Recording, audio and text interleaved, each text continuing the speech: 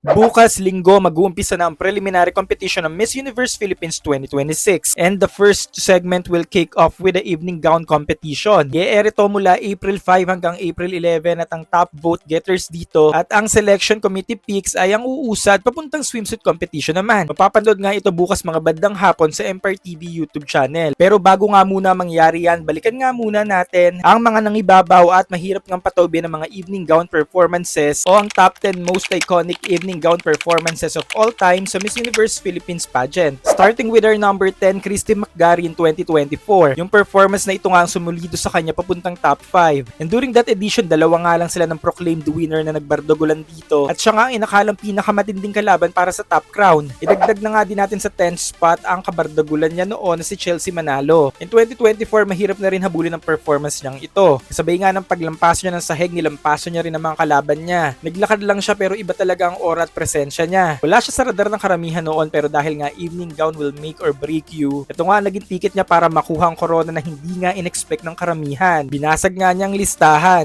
Next, Angelique Manto in 2023. This gown performance reinforced her image as a top contender. Slick, figure, flattering gown, nagtrendy nga when she delivered a polished walk exuding confidence and composure that matched her reputation as a solid frontrunner. At our number 8 spot, our ballerina beauty queen Bella Ismael.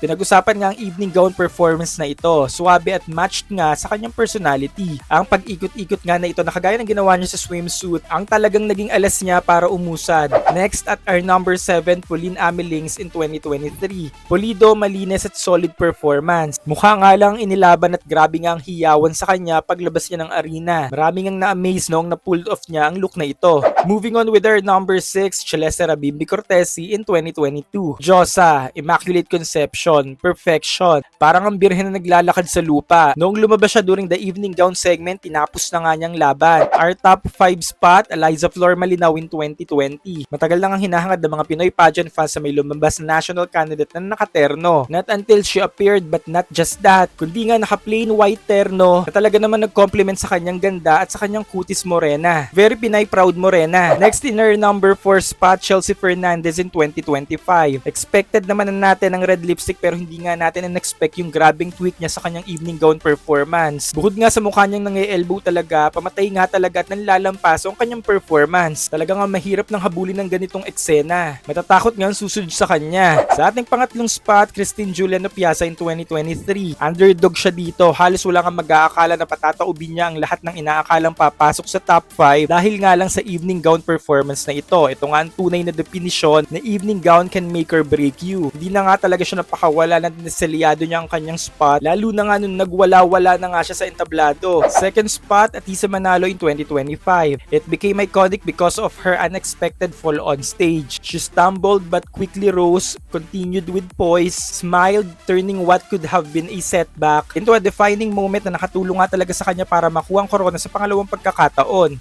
And finally, the iconic evening gown performance na nag-iisang Krish na Gravides. No words, wala naman tayong pag-aawayan dito. Mahirap nang habulin at pataubin ang ganitong evening gown performance. What are your thoughts mga pageant fans? Who's your bet iconic evening gown performances? Comment below.